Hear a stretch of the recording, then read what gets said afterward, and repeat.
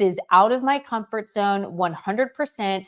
I am scared. I am nervous. I have absolutely no clue where this is going or what this is going to be like. I mean, I am in my office, my studio that I have built, and my kids are home right now for for winter break, Christmas break. And when I thought, oh, I'm going to launch my podcast and I'm going to do it on January 3rd, I did not even look at the calendar.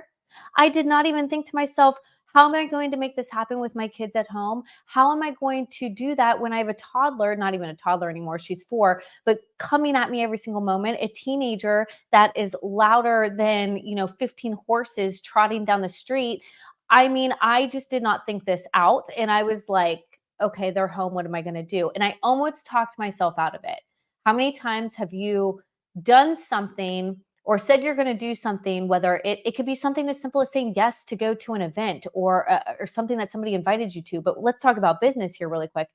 What have you said in your business that you're going to do? And immediately, almost immediately, you're like, no, nope, nope, nope, can't do it. And you find every reason to not do it. Well, that is what I'm going to talk to you about today a little bit, and really how to step out of your comfort zone, how to discern when the Lord is actually calling you to something, how to listen to those thoughts. And I'm going to give you some biblical ties as to what I'm talking about today so that it can help you feel a little bit more grounded and purposeful in your mission. So I am excited. Thank you for being here. Just bear with me, please, because I don't even know, my mind is going crazy right now. My mind is telling me to shut this off. Honestly, my mind is like, shut it down, go back to the original way of doing things, but I'm not going to. I'm going to step out of my calling. I'm going to step out of my comfort zone and into my calling, which I believe is this. So let me take you back a little bit. I'm going to take you back to a little bit more of what's kind of happened over the past couple of years, because I truly feel that's what's led to this specific moment. So I used to live in Texas with my husband and my children, and we recently, just this past year in 2023, in February, moved here to Florida. And before that, I had started a company, and I've been an entrepreneur for over a decade now. And I had a digital brand and marketing agency, and it was called a certain name at one point, Social Savvy Influencer, if you are familiar with it. And I had to go through a rebranding phase because I went to trademark the name. Long story short, couldn't get it because somebody else already took it. So I had to start fresh. And that was scary. That was overwhelming to me. But I sat in prayer and I meditated on the word, and I meditated on what God was pointing me to and what direction he was sending me in. And lo and behold, I came up with the new name of Eden. Eden is from the Garden of Eden in the very beginning, where Adam and Eve were planted in the Bible, but it also is the beginning letters. If you spell it I-D-E-N instead of E-D-E-N in the Bible, if you spell it I-D-E-N, it's Eden. And it's also the beginning letters of identity. So when I thought of branding and marketing, one of the things that I work with entrepreneurs and business owners and companies is developing that identity and strengthening that brand identity, coming up with that brand awareness. So it all came full circle for me. I was like Eden, but spelled with an I, identity. A lot of people, when you first see the name, it's Iden, but it's Eden. And that's kind of where that all stemmed from. And this initially was really out of my comfort zone, but also in my comfort zone, because I sit here and I do branding, I do all this stuff on a regular, but it terrified me to go a completely different route, a completely different name, when I hadn't even been in business for, 4 years, but I felt like I had established it. Have you ever had to pivot and change directions? Like when you feel like you're just gaining momentum, that's when that happened for me. And it was really uncomfortable, but it was intentional and on purpose for what God had for me. Fast forward, the podcast, and like I said, I felt the Lord calling me to do this live, and I don't know what this is going to look like. And I know things are going to change, and I know you're going to see me grow, through this podcast with you this year. And it's something that I'm open to. It's something that I'm going to be fully transparent with you about. I don't have all the professional setup that I want to have ideally right now. I'm not even in the place that I want to be recording this ideally at this moment. My very first episode into the live podcast of UNOMOSS Podcast, but that's okay. We're going to get it all together. My mic that I typically have is not the one that I have hooked up right now. And, it is what it is, but we're going to get through it. But stepping into a faith driven, Christian valued business is something that was the biggest leap for me. I was raised Christian. I take that back. I was actually raised Baptist, but on Christian values. And I have always walked with the Lord, but specifically in the past few years, I have gotten truly intentional with my walk, diving into the word every day, seeking after him as if I wanted to strengthen this relationship. I never looked at my walk with the Lord as a relationship. I always looked at it as a religion. And when I started to pull away from religion and when I started to pull away from legalistic ways that religion can be, I started to uncover and peel back the layers of a relationship, a walk with the Lord. And when I decided to rebrand my company, at that same time, I wanted to reset my foundation. I wanted to build it on those values. I wanted to go after the purpose that I felt the Lord was calling me to, and not what I ideally was hungry and chasing after for so many years. So transitioning my company into more of a faith-based, Christian valued foundation was huge for me. I lost a lot of followers. I lost clients. I lost friends.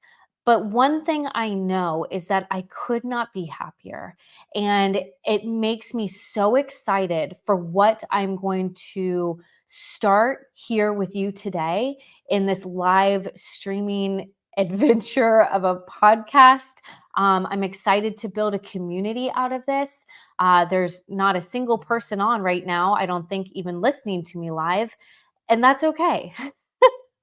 We all have to take a leap, right? We all have to take a risk. And that's where I am today. And that is what has led me to this moment. So let's get into this.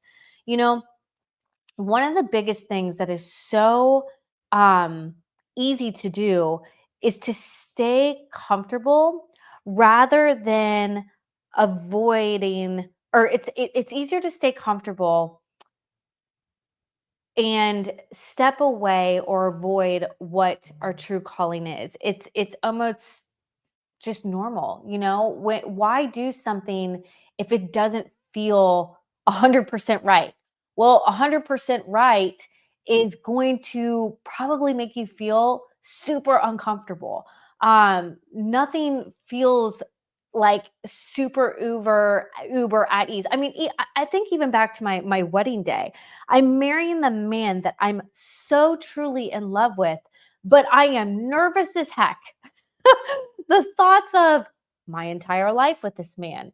Is he the right one? Am I making the right decision? I've prayed about this man. I've asked the Lord for this man, but everything is just, it's scary. My husband now is not my first husband. I've been through a divorce. And so the thought of, is my son going to have a good relationship with him? We are going to bring in, another man into a separated situation that I already took my son through a divorce. And I just like all of that mess and that chaos, when we're making what feels like uncomfortable decisions, it can lead us on a path that is so purposeful for the Lord.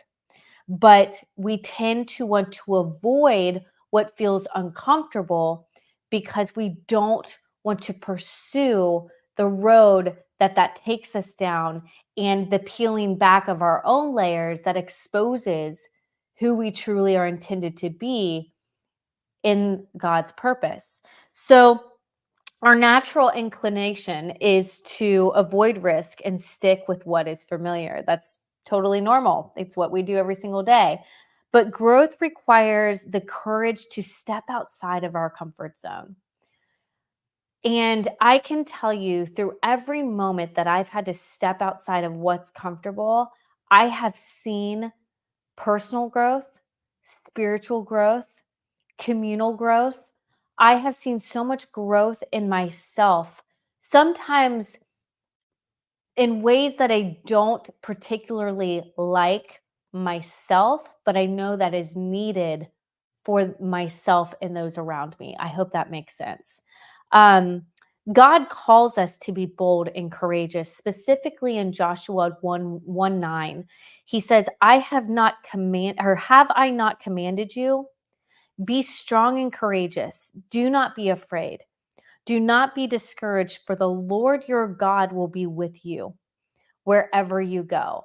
That to me is so comforting. And I know in times where I feel so lost, so confused, so conflicted on whether or not I'm making the right decision or what I'm about to do is really intended for what the Lord has for me. I know regardless, He is with me.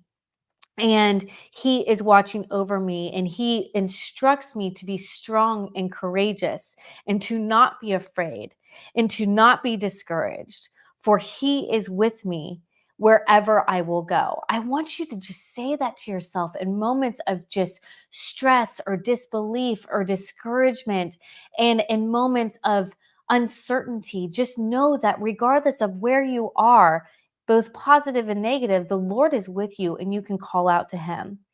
Remembering God and remembering how he rewards our boldness and that he has not given us the spirit of fear is also very, very important. And this is stated in 2 Timothy 1:7, where it says, "For God has not given us a spirit of fear, but of power and of love and of a sound mind."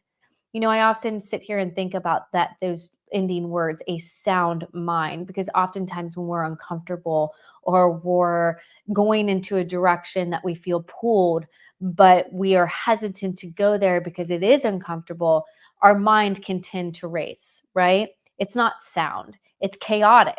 It's driving you crazy. It's like everything that you don't want to think, you are automatically thinking. I thought about this last night. Like I have um from time to time, I from my past, I will just say that I things that I went through, I get very nervous that somebody's breaking into my house.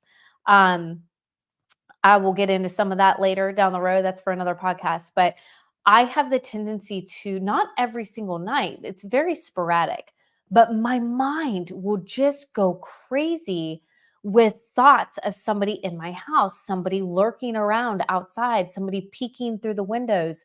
Um, and I am just, it's not a sound mind. And I have to go into prayer.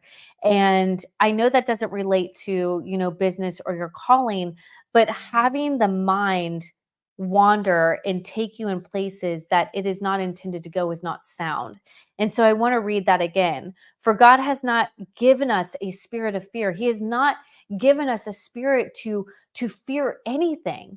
Although that's human nature, is to fear the uncertainty, to fear the unknown, to fear that uncomfortable place that you know you're going to go into because you don't know the end result.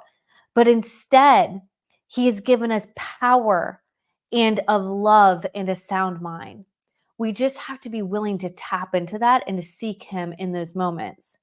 So let's talk about the tools that you can have in order to combat that fear and self-doubt when you're pursuing your calling, because you might feel comfortable about going after it, but in all honesty, it doesn't always feel comfortable, right?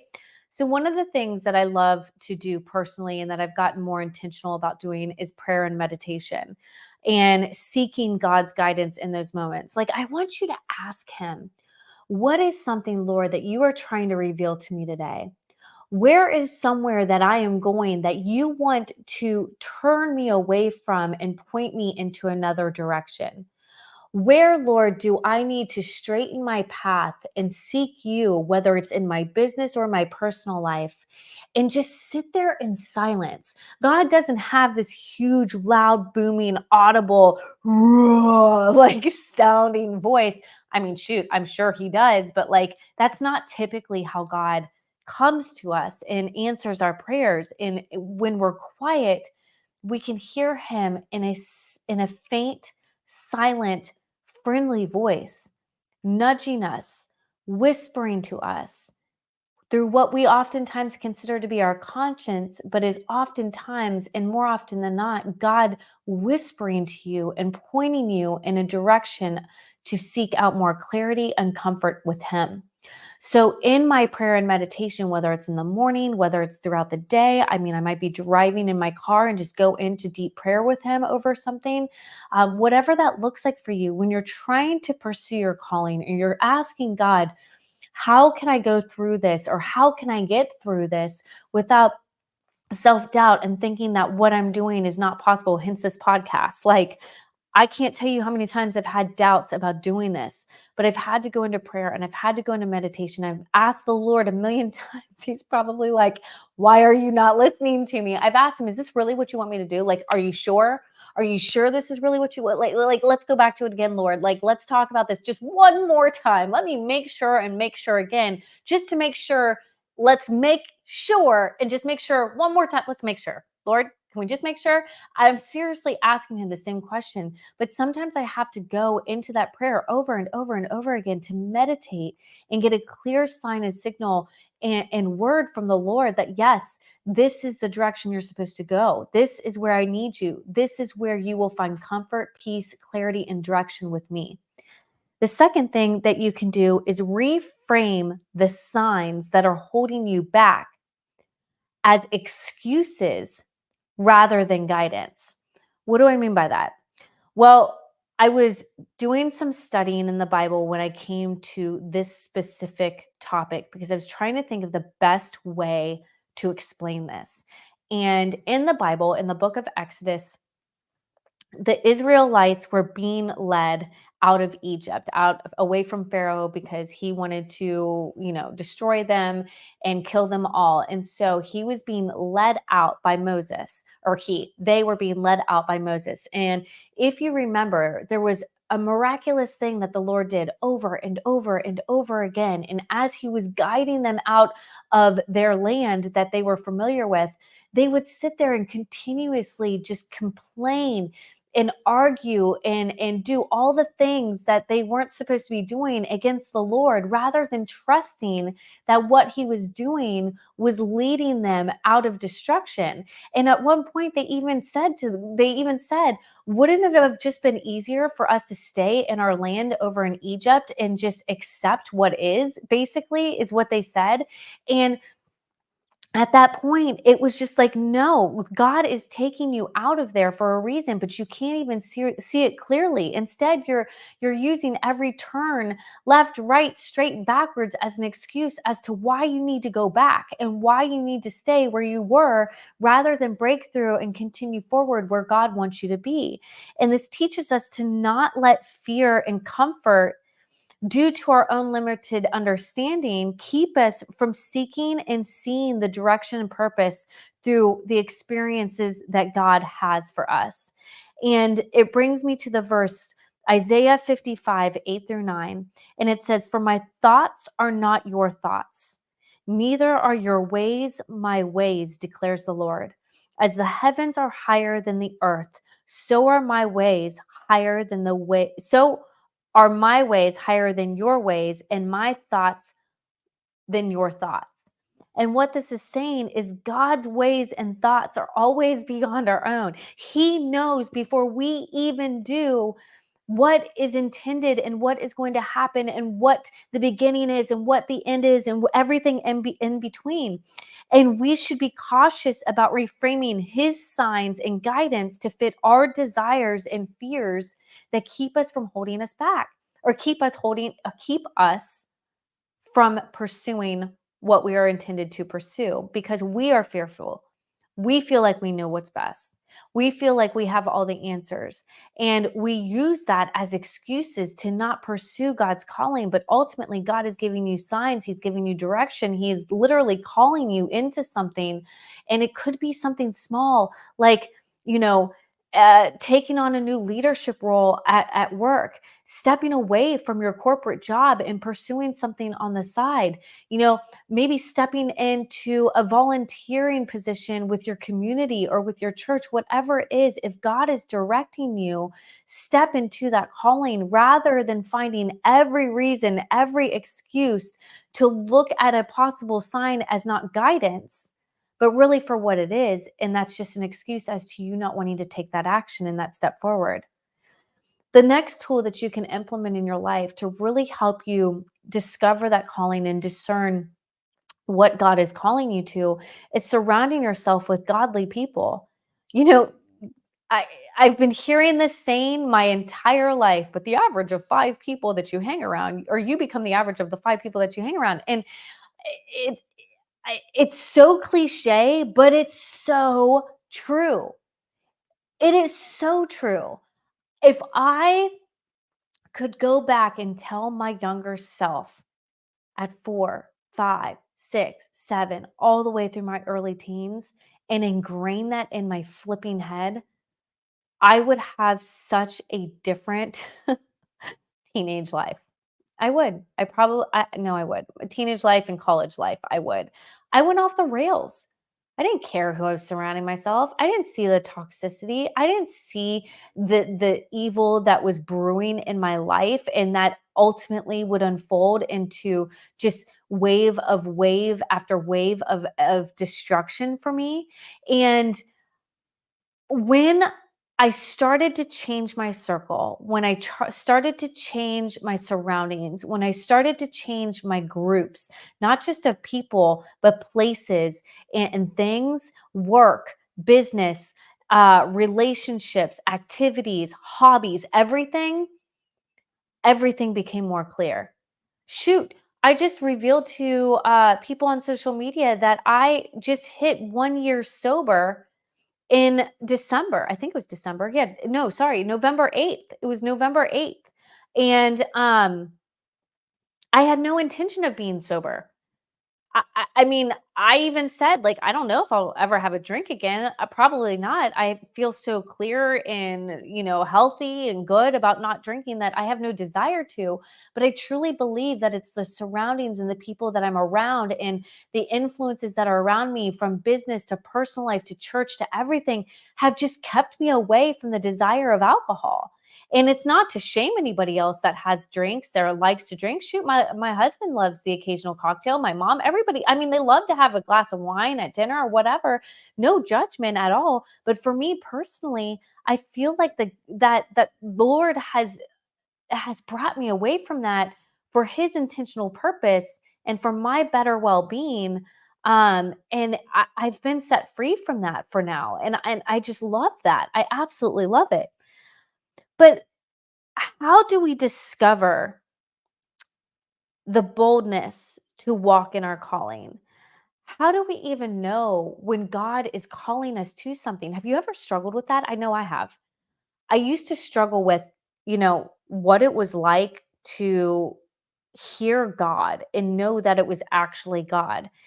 And it led me to Proverbs 3, 5, and 6. And I need to wrap this up. But it says, trust in the Lord with all your heart and lean not on your own understanding. In all your ways, acknowledge Him, and He shall direct your paths. We just need to have trust and faith that He is directing us at all times. Trusting that God will equip us for the tasks that He calls us to leads me to Philippians 4:13, where it says, I can do all things through Christ who strengthens me. I can do all things through Christ who strengthens me. Say it one more time. I can do all things through Christ who strengthens me. He will give me strength, which means I will be able to get through and I will be able to do anything because with Him, He has given me the strength. This verse reminds us that our strength comes from Christ and Christ alone and not of ourselves. That in times of struggle, in times of despair, in times of frustration, in times of anxiousness, in times of hurt, in times of worry, we need to rely on him for the strength and not ourselves or the people or the things or the substances around us. It's him that's going to give us the strength to get through it. It's him that's going to give us the strength to see through it. And ultimately, he is our strength for anything. And then that leads me into the verse 2 Corinthians 9:8. And God is able to bless you abundantly so that in all things, at all times, having all that you need, you will abound in every good work. This verse assures us that God will provide us with everything that we need to carry out his good works that he has prepared for us. And then Ephesians 3:20.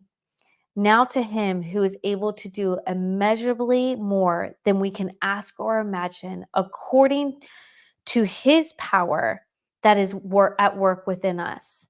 This verse emphasizes that God's power is at work with us, enabling us to accomplish more than we can ever imagine.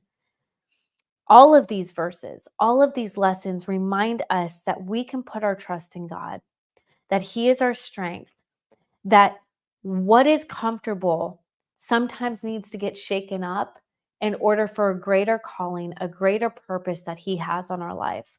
If you think about any huge life change for you, whether it's moving across the country twice, having a child before I was ready to have a child,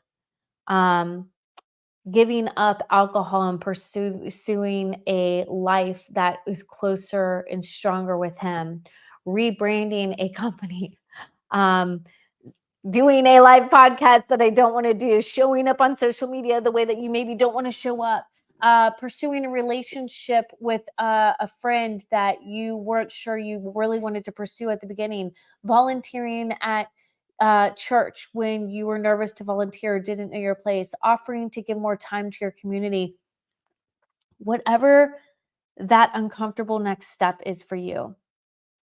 There is greater purpose in it, whether it be a lesson, an experience, an opportunity, or ultimately a completely different life in pursuant of what he has called you to. So I encourage you to step out of your comfort zone and step into your calling, go into meditation, surround yourself with better people, dive into the word, listen to what God is calling you to, and don't hesitate for a second to see what that could potentially lead you to. Because I'm telling you, great things are ahead. Even though you might be scared, even though you might be nervous, even though you might not know what the heck you're doing or how to go about it, but in all things have trust in him, because he will lead your path straight. He will give you the strength and he will give you the comfort to do so. All right, this was a lot longer than I intended it to be, but thank you for jumping in with me today.